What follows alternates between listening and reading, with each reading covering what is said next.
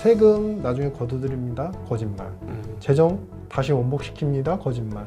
페드의 양적 완화 규모 정상화하기 위해서 확 줄여놓을 겁니다. 네. 북 자체를. 이거 거짓말. 겉으로는 경제가 되게 좋은 것 같지만 그것 때문에 계속적인 리스크들은 중간중간 발현이 될 것 같습니다.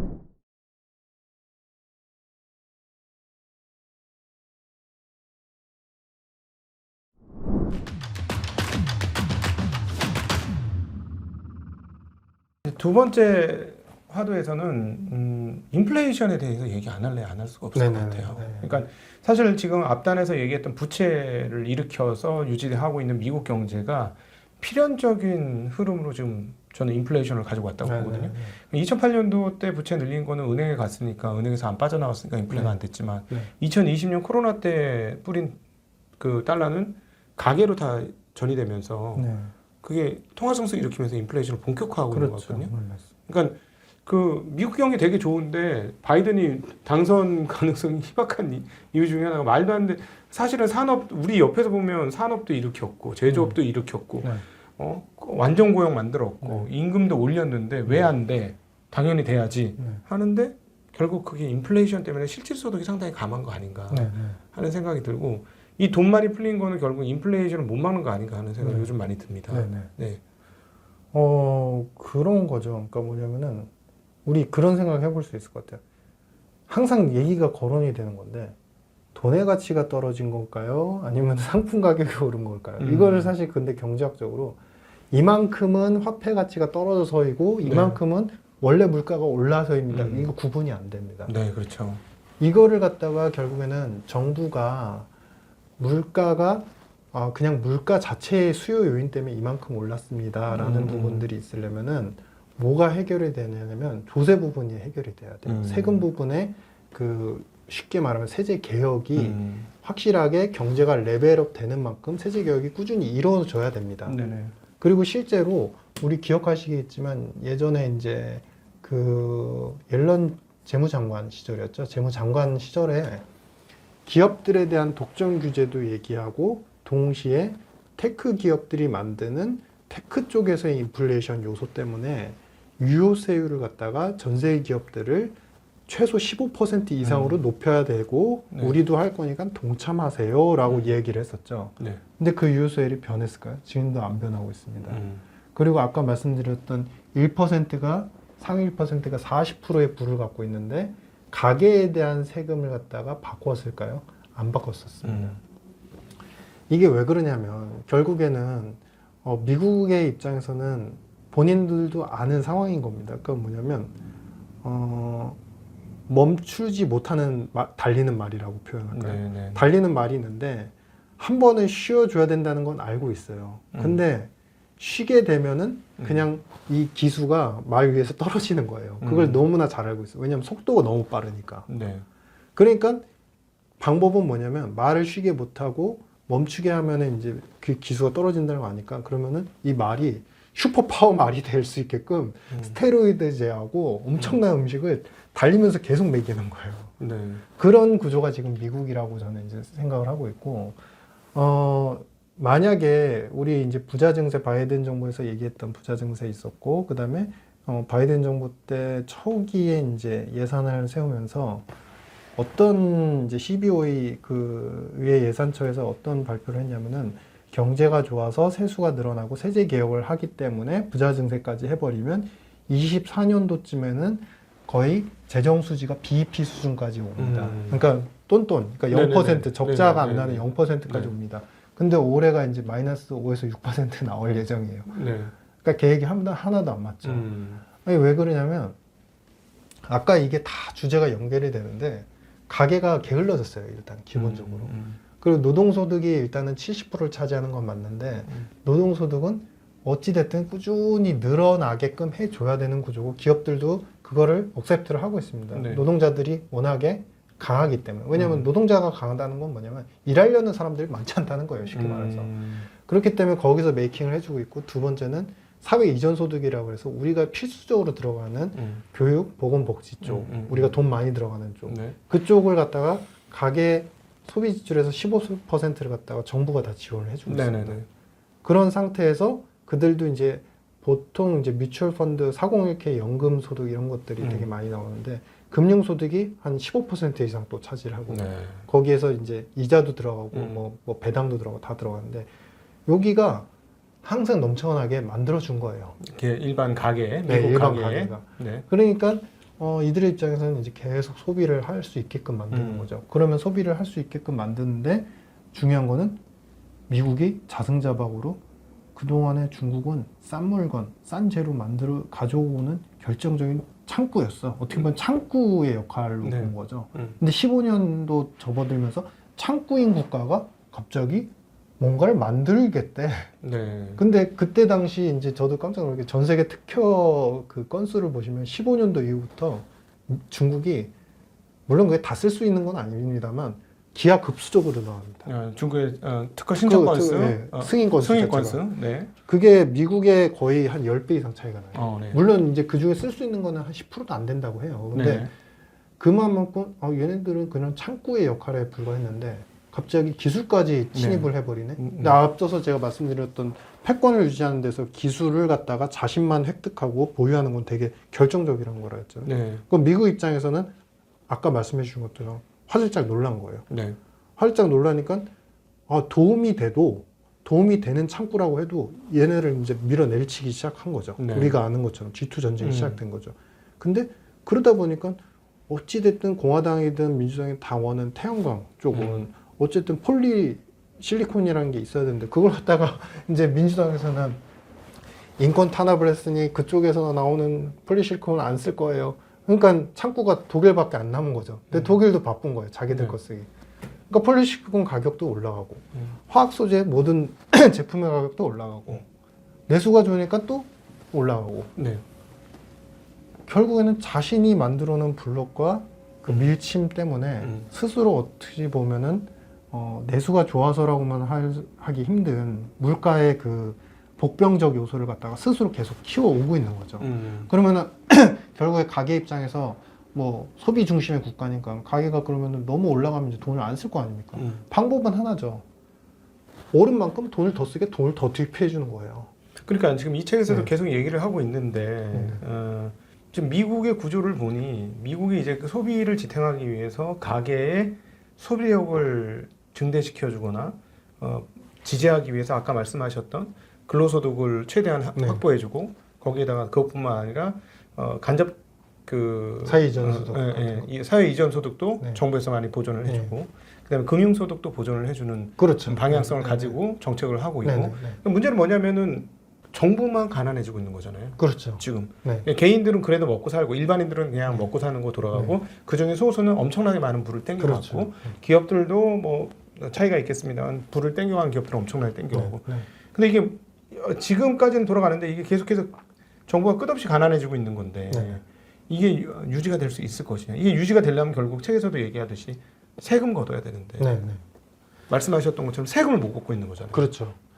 둘 중에 한 가지 방법이 이제 취하면 되는 겁니다. 이제 세금을 걷어가지고 이제는 우리는 정리를 할게. 근데 이런 예를 들어드릴게요. 저는 이제 이것도 여러분 이제 증시각도는 투자하시는 분들 되게 스마트한 투자자분들이 많으시니까 저는 증시의 모든 패러다임의 요소를 결정하는 게 뭐 작게 보면은 페드의 정책이고 금리를 언제 인하하니 뭐 이런 것들 뭐 이런 게 코멘트적으로 이제 시장에 반영된다라고는 이제 작게는 그렇게 볼 수 있겠지만 길게는 결국에 미국 정부의 재정의 스탠스가 어떻게 변하는지에 모든 장기 패러다임이 다 열려 있다고 봅니다. 네. 왜냐면 거기서 나온 돈들이 지금 시장에 머물러 있는 돈에 있어서 절대적인 비중을 차지하거든요. 네. 그러면 이런 예를 들어 드릴게요. 우리가 이제 우리 곽 부장님하고 이제 저 오늘 만나서 참 반가운데 오늘 우리가 반가워가지고 이제 파티를 열어요. 네네. 여기 이제 룸에서 이제 파티를 좀 열겠습니다. 그래서 밤새 이제 술도 마시고 맛있는 것도 먹고 또 아시는 분 초빙해가지고 열심히 파티를 하겠습니다. 네네.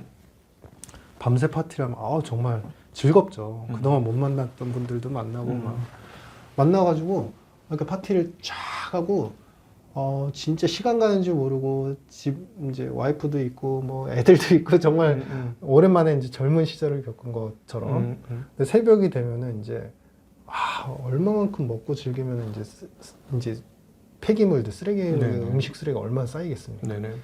엄청나게 쌓일 거예요. 네. 그러면 5시 내일 이제 새벽 5시가 되면 또 일하셔야 되잖아요. 저도 일해야 되고. 네네. 근데 이거 당장 또 내일 여기서 이제 우리 그 방송도시 찍으셔야 되는데 네. 치우려면 엄두가 나시겠어요. 이거? 만약에 이렇게 꽉 차 있으면. 네. 당장 일해야 되면 그때 이제 대체할 수 있는 방법은 딱 하나죠. 옆방에 좀 깨끗한 데 가셔가지고 네. 거기서 이제 세팅 다시 하시고 방송하고 네네. 일 이제 비즈니스 보시는 거죠. 네. 미국이 지금 저는 그 행로로 가고 있다고 보는 겁니다. 네. 자, 미국이 치워야 되는 세금 문제로 치워야 되는 문제는 지금 1, 2년의 문제가 아니고 네. 세금으로 재정을 갖다가 원법을 시켜야 되는 문제도 1, 2년에 그 지적된 사항이 아니에요. 80년, 90년도 때 그 재정 혁명했을 때 잠깐 그때 레이건 대통령 때였나요? 그때 잠깐 무역수지 흑지가 있었고 네. 그 뒤로는 모든 체계가 금융의 자본수 위주로 경제를 부강하게 만드는 패러다임으로 바뀌니까 네. 항상 금융수지 흑자인 거예요. 항상 금융수지 흑자는 건 항상 빚을 지고 있다는 겁니다. 수지가 흑지라는 거는. 네. 그러니까 그렇게 되면서 결국에 쌓여있는 빚을 세금으로 해결하지 못하게 됐어. 왜? 내 손자, 낳아놓은 손자는 이미 거기에 다 익숙해져가지고 더 이상 일을 할 수 없게 돼버린 거예요. 네네. 그러니까 남한테 발행한 채권으로 돈을 땡겨와서 재정수지 흑자를 만들고 있다는 그렇죠, 거죠. 그렇죠. 네. 그런 상태로 계속 예산을 네. 땡겨오고 있다는 거죠. 네. 그런 상태로 계속 지속이 되면은 그 다음번이 뭐냐, 옆방으로 간다고 말씀드렸죠. 네. 바로 여기서 저는 미국이 머지않아 멀면 4, 5년이고 이건 저의 발언이 아니라 스위프트나 이제 여러 가지 그 우리 그 BIS에서도 언급을 직접적으로 하는 건데 4, 5년 안에 디지털 달러의 변환을 모색하고 있다. 이 치우지 못한 쓰레기는 그럼 언제 치우냐? 저쪽 가서 일 보면서 옆방 가가지고 일하면서 이제 몸이 충전이 되고 에너지가 넘치면 잠깐씩 와서 좀 치우면 됩니다. 그러면은 여기도 이제 나중에 또 쓸 수 있거든요. 네네네. 바로 그게 디지털 달러의 전환이고 비트코인 현물 ETF 승인에 대해서만 초점을 보고 있죠. 최근에. 그렇죠. 거기에만 초점을 보고 그래서 비트코인은 얼마까지 가. 저는 비트코인이 대체할 수 있을 만한 우리 JP모건에서 그런 표현을 했는데 커머더티 자산, 그러니까 네. 원자재용의 자산으로 저도 인정받을 만하다고 마땅하다고 디지털 원자재. 그렇죠. 예를 디지털 들자면. 원자재. 근데 그것이 비단 비트코인 자체를 승인하기 위한 목적이 있는 것은 아니다. 이번에 그 미국 SEC에서 저희도 정말 깜짝 놀랐는데 네네. 그 비트코인 현물 ETF를 승인을 했습니다. 네. 네. 그 기저에 있는 논리를 여러분들께서 좀 저는 뭐 책을 안 보셔도 좋고 네.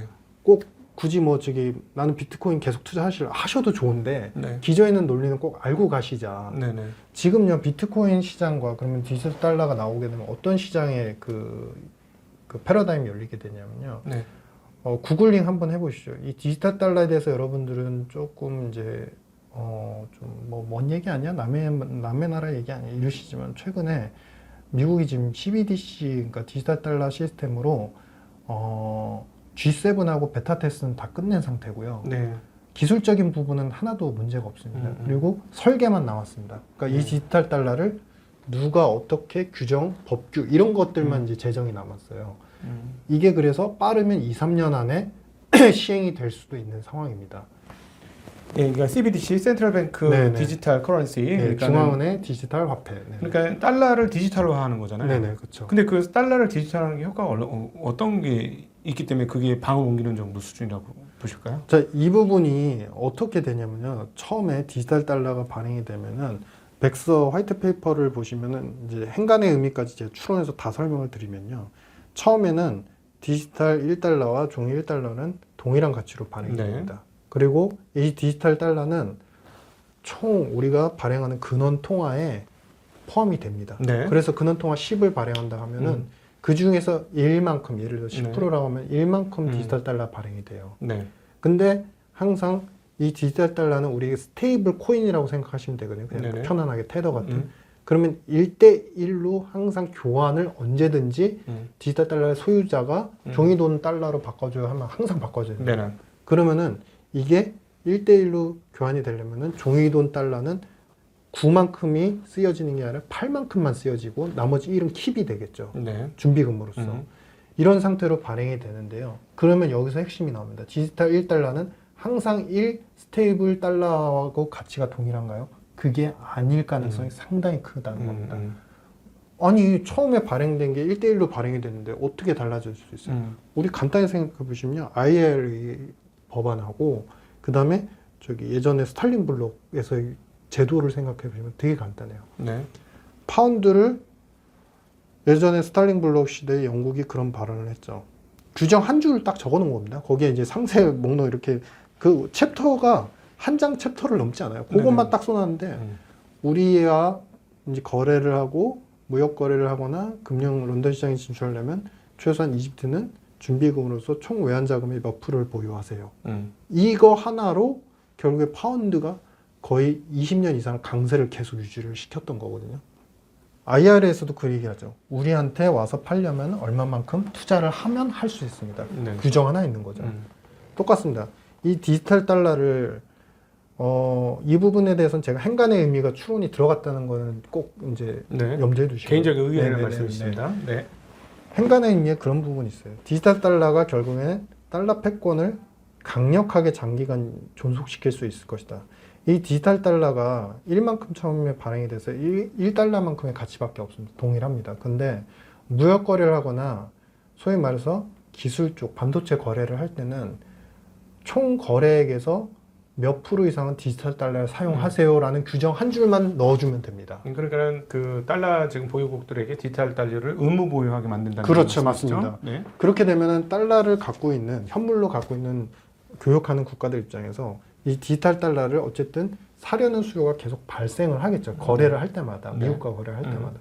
그럴 때 어떤 현상이 발생하느냐? 똑같이 과거 파운드 블록에서도 스털링 블록에서도 이게 점진적으로 가치가 올라가기 시작해요. 네. 그러면 1.1, 1.2, 1.3 이렇게 올라가게 되죠. 그러면은 처음에는 디지털 1달러가 종이 1달러하고 동일한 가치였는데 나중에는 이게 1.2, 1.3, 1.4까지 올라가게 되죠. 그거는 이제 발행 규모를 제한했을 때 얘기 그렇죠. 아니겠습니까? 네, 발행 규모를 초반에는 항상 제어를 하니까. 네. 왜냐하면 시스템 안정을 통해서 이거를 처음부터 늘려가는 게 아니라 처음에 10%, 20% 그거는 이제 백서에도 나왔는데 서서히 늘려가는 구조니까. 네. 그러면은 이 가치가 올라가는 만큼 그들은 무엇을 할 수 있느냐?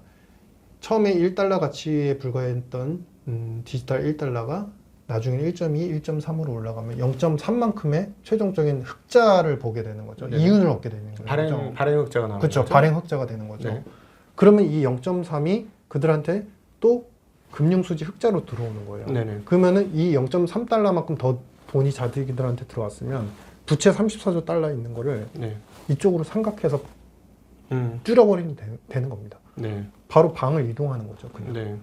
그러면 이런 질문 하실 수 있어요. 방의 이동이 여기 쌓였던 부채가 이쪽으로 서서히 쌓이고 이쪽이 작아지는 것뿐인데 그냥 시속 게임인데 네. 그 무슨 의미가 있죠. 어쨌든 종이돈 달러에 의한 부채와 재정 적자에 대한 리스크들을 이쪽으로 옮기면서 해지를 계속 해나가는 거죠. 네. 사실상 총규모의 빚은 똑같아요. 네. 근데 이렇게 기술적으로 변화를 하게 될 가능성이 상당히 커 보이고 그것이 그들이 목적으로 하는 이제 달러 패권의 장기화에 있다라는 것이 저의 핵심적인 이제 생각인 것이고 네. 그러면 왜 이거를 비트코인하고 연결하면 어떻게 하느냐? 지금 디지털 달러는 G7하고 연동해서 사용할 계획이라고 천명을 했습니다. 네. 화이트 페이퍼에서도. 근데 그 국가들을 보면 대부분이 무제한 통화석 국가들이에요. 환율의 변동이 달러가 없어서 그렇게 취약한 국가가 아닙니다. 네. 근데 지금 비트가 실제 화폐로서의 기능을 전담하고 있는 국가가 어딜까 보시면 남미 쪽입니다. 그렇죠. 베네수엘라 같은 네, 나라. 베네수엘라, 아르헨티나, 물가 변동 엄청 큰 아르헨티나, 그다음에 멕시코, 네. 칠레 이런 국가들이거든요. 왜 그럴까요? 그들은 화폐의 그 변동률이 너무 크고 물가의 그 폭등 속도가 너무 가파르기 때문에 사과 하나를 사러 슈퍼를 갈 때도 그들의 통화를 갖다가 페소, 이제 아르헨티나 페소라고 하면 페소를 갖다 수십 장을 가져가야지 할 수 있는데 이게 하루아침에 또 자고 일어나면 가치 이제 환율 절하가 너무 크고 그런 일이 다반사니까 이 국민들이 이제 그 서민들이 어떤 일을 많이 하냐면 암시장이 되게 발달해 있어요. 네. 그래가지고 달러로 바꿔서 킵하고 있다가 이제 실제로 살 때 이제 다시 자기네 통화로 페소로 환전을 하는 거예요. 네네네. 근데 환전을 그렇게 하면 두 번 하게 되는 거니까. 그때마다 암시장마다 어디는 몇 퍼센트, 어디는 1%, 어디는 4%, 막 이런 거예요. 이쪽 시장에서 그래서 지금 굉장히 발달돼 있고 국민들이 의존하는 데가 어디냐면 바이낸스인 겁니다. 네네. 실제로 그쪽 사업을 비즈니스 하시는 분들 보면은 비트로 어쨌든 킵해놓고 있다. 수수료가 싸니까 네. 가치 변동은 있지만 킵해놓고 있다가 바로 자기네 통화로 인출해서 쓰는 거예요. 자기네 네. 자국 로컬 은행에서. 그런데 그러면 이 디지털 달러가 그런 신흥국에도 쓰여지게끔 미국이 허용할 것이냐? 네. 아니라는 거죠. 왜냐하면 디지털 달러는 자신들이 철저하게 통제된 가격으로 만들어가고 싶은 건데 이렇게 환의 변동이 굉장히 큰 국가들에서 디지털 달러가 암시장에서 통용이 되면 결국에 디지털 달러의 가치도 우리가 웹도독이라고 이 암시장에서 디지털 달러가 이 정도 가치인데 여기서는 이만큼 절하된 가치로 팔리고 있고 그러면은 이 가격의 컨트롤 범위를 넘어서게 되죠. 네. 그러니까 지금 이 신흥국에서의 비트코인에 대한 화폐 대체로서의 그 개념에 대해서는 승인보다는 그냥 내버려 두게 되는. 그래서 시장을 분할해서 가려는 의사로 저는 읽히고 있고 네. 신흥국에서의 그러면 디지털 화폐에 통용되는 가장 키는 어디냐면 비트코인 쪽. 그리고 이 우리 선진국 주요 네, G7에서는 미국을 네. 필두로 한 여기서는 디지털 달러로의 체계를 이렇게 만들어가려는 분할해서 만들어가려는 그런 흐름으로 저는 읽히고 있다라고 네네네. 생각을 하고 있습니다. 네. 네. 세금 문제를 해결하지 않아서 부익부 빈익빈이 엄청나게 커져 있는 상황이 디지털 달러 바꾼다고 엄마를 오줌 누기 식으로 네. 잠깐 덮어둘 수는 있으나 이 구조를 해결하지 않고 네네. 그러니까는 정말 한 달의 적자가 정말 한국 돈으로 막 6, 70조씩 나오고 네. 있는 이 상황들이 네. 언제까지 계속될 수 있을까? 네. 그거는 뭐 디지털이라고 해도 바뀔 수 있는 건 아니니까. 그렇죠. 그거는 사실 뭐 답이 없는 겁니다. 답이 네. 없는 거고 네. 결국에는 이제 소위 말해서 이런 디지털 달러의 전환이라는 건 10년 전부터 얘기를 했지만 이거는 한마디로 하면 통화 개혁이거든요. 네. 그러니까 통화 개혁을 하면서 이제 물가도 굉장히 단위가 바뀌니까 물가도 싸게 느껴지는 것처럼 부채나 적자의 규모도 디나미네이션이 돼서 네. 오히려 규모가 작은 것처럼 느껴질 수 있게 만드는 기술적인 해법도 있고 그래서 저는 그런 생각을 해요. 그러니까 이런 재적증자 문제, 세금의 문제, 세금으로 해결하지 못하는 어찌 보면 안 하는 문제들 네. 이거는 그들의 내수를 갖다가 그렇게 이제 겉으로는 좋아 보이지만 양극화를 극단화로 이제 치닫게 만드는 요소이고 게으르게 만드는 요소이고 노동자들은 그렇지만 이거를 세금 문제를 본원적으로 그러면 세제 개혁을 하겠다라고 할 만큼 미국이 지금 편안한 상황은 아니라고 생각합니다. 그렇기 때문에 저는 끝이 없다라고 그러니까 생각하고 책에서 이제 네. 초반에 얘기했던 거가 이제 MMT 얘기를 많이 하시는데 네네. 현대 통화이론 네. MMT 얘기를 하시면 또 현대 통화이론에서 이제 주장한 내용들을 간단하게 이제 정리를 해보면 돈을 무한대로 써도 상관없다. 네네. 그래서 경기를 살리고 그 뭐 부족한데 이제 물을 대서 쭉쭉 올리는 거기까지 하는 건 괜찮은데 그 다음에 그래서 경기가 활성화되면 그 돈을 세금으로 걷어서 그렇죠. 리밸런싱을 해야 된다. 항상 그런 게 이제 그렇죠. 그 말씀하셨던 통화이론의 어떤 네. 현대 네. 통화이론의 어떤 네. 그 저기 MMT의 핵심이죠. 이게 그 프레임이죠. 모양이잖아요. 그러면 지금 앞에 거는 하고 뒤에 거는 안 한 거예요. 항상 그렇죠. 바이든 정부가. 항상 그렇죠. 항상. 네.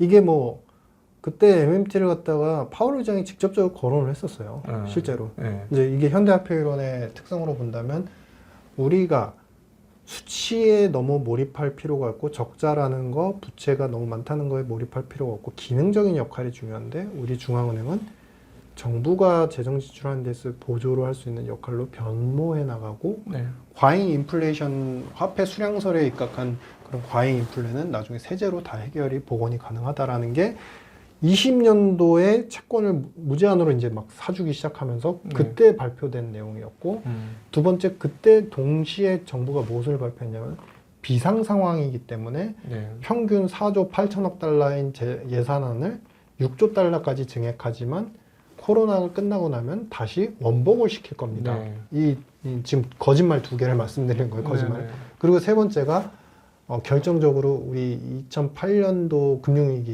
일어났을 때 그때 이제 옐런 그때 이제 우리 의장이셨죠. 네네. 이제 페드의 페드 의장이셨죠. 네. 그때 이제 그러니까 자산 매입을 하는데 그 직전에 한 1조 달러 미만이었거든요. 네. 근데 그걸 갖다가 4조 달러까지 늘렸죠. 늘려놓고 유럽 사태 이후로 그렇죠, 해서. 그렇죠. 그래서 이거를 최소한 2조 달러, 그러니까 위기가 끝나면 2조 달러 이하까지는 이제 줄여놓고 네. 정상화할 겁니다. 왜냐면 이건 너무 위험하니까. 네. 중앙은행이 채권을 이렇게 많이 갖고 있으면 위험해요. 네. 이렇게 표현했는데 그러고 나서 한 3년 지나니까 이제 미국 경제 계속 좋으면서 그때가 제가 기억하기로는 시장도 액티브 마켓이었거든요. 로테이션 하면 섹터가 다 전반적으로 좋아지는.